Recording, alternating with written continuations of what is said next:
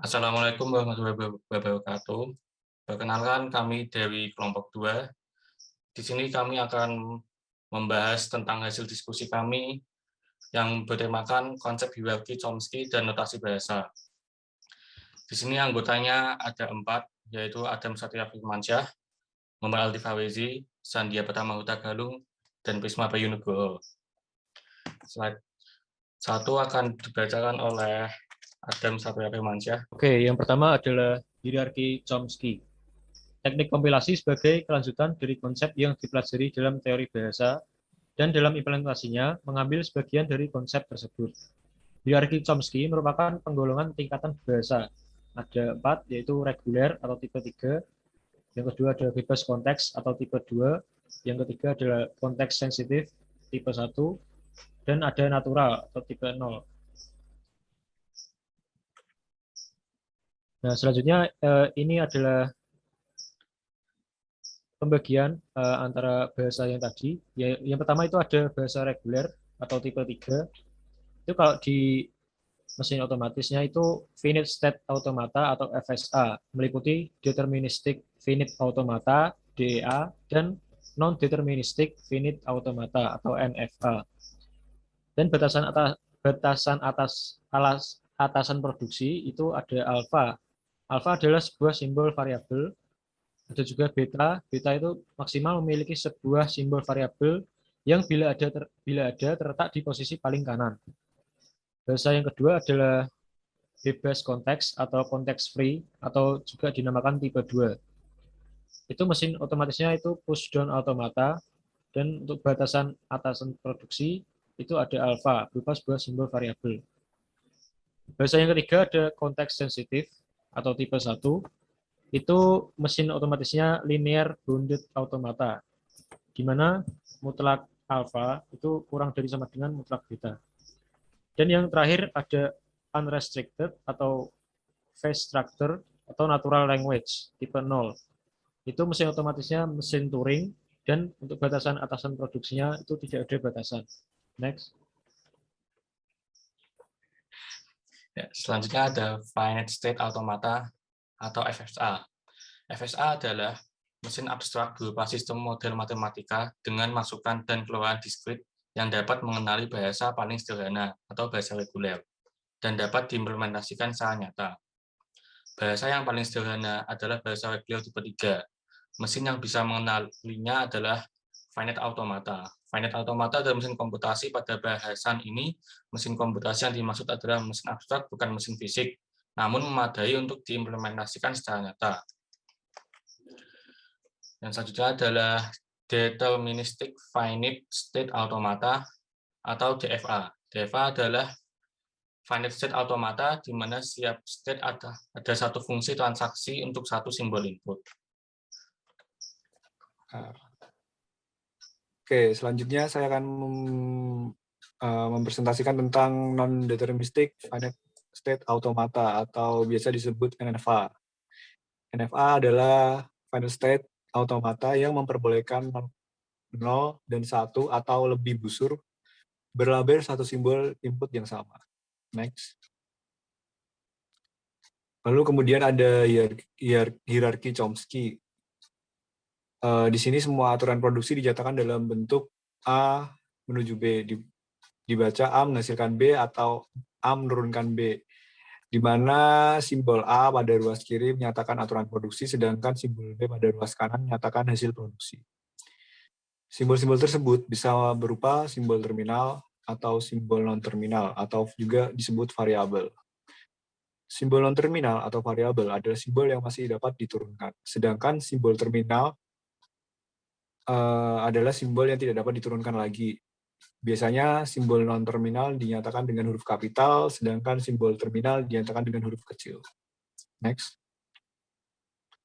Dan inilah berikut contoh dari produksi di mana T menurunkan A, dibaca T menghasilkan A.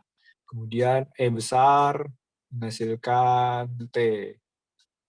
T besar dan E dibaca E menghasilkan T besar atau E besar menghasilkan T besar plus E besar. Lalu simbol tersebut nyatakan atau dan bisa digunakan untuk mempersingkat penulisan aturan produksi yang menggunakan ruas kiri yang sama. Sebagai contoh, ini E menghasilkan T dan E menghasilkan T plus E. Jadi dapat disingkat menjadi E menghasilkan T atau T plus T besar plus E besar. Seperti itu. Next, selanjutnya.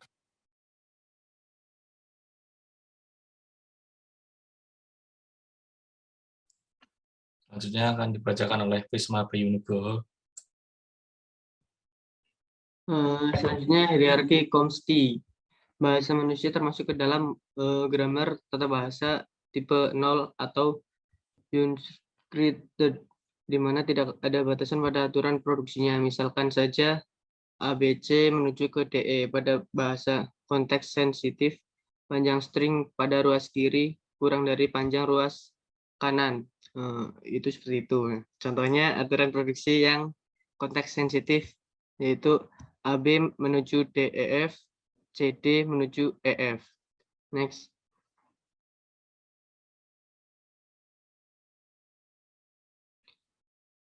Kemudian perhatikan aturan produksi seperti S menuju elemen.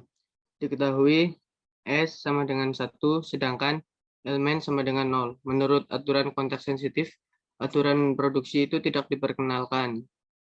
Tetapi di sini kita buat suatu pengecualian, sehingga S menuju elemen dianggap memenuhi konteks sensitif grammar.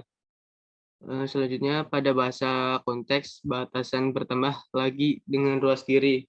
Haruslah tepat satu simbol variabel. Misalnya, B menuju C, D, E, F, G, kemudian D menuju B, C, D, E. Next. Selanjutnya, bahasa bebas konteks menjadi dasar dalam pembentukan suatu parser atau proses analisis sintaksis. Bagian sintaks dalam suatu kompilator kebanyakan didefinisikan dalam tata bahasa bebas konteks yang dideskripsikan secara formal dengan notasi BNF atau Backus Norm atau Backus Normal Form.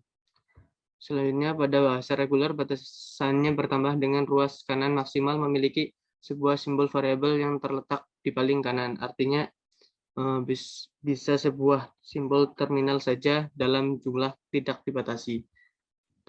Tetapi bila terdapat simbol variabel, maka simbol variabel hanya berjumlah 1 dan terletak di posisi paling kanan. Misalnya A menuju E, kemudian A menuju EFG, kemudian A menuju EFGH, kemudian C menuju ke D. Selanjutnya ada beberapa hal yang harus diperhatikan dalam pembuatan aturan produksi dan tidak boleh dilakukan. Yang pertama, elemen menuju A besar, A kecil, B kecil, D kecil. Bukan aturan produksi yang legal, karena simbol elemen tidak boleh berada di ruas kiri. Next. Kedua, aturan produksi yang ruas kirinya hanya memuat simbol terminal saja, seperti A kecil menuju B kecil, D kecil. Kemudian A kecil, B kecil menuju B kecil, D kecil. Bukan aturan produksi yang legal untuk interested grammar sekalipun. Karena ruas kiri harus juga membuat simbol yang bisa diturunkan. Sementara contoh di atas, ruas kiri hanya terdiri dari simbol terminal saja, padahal sesuai definisinya simbol terminal sudah tidak bisa diturunkan lagi. Berbeda seperti dengan aturan produksi yang benar seperti A besar, A kecil menuju ke B kecil, D kecil. Sekian dan terima kasih. Mohon maaf bila ada kesalahan kata. Sekian dari kelompok kami. Wassalamualaikum warahmatullahi wabarakatuh.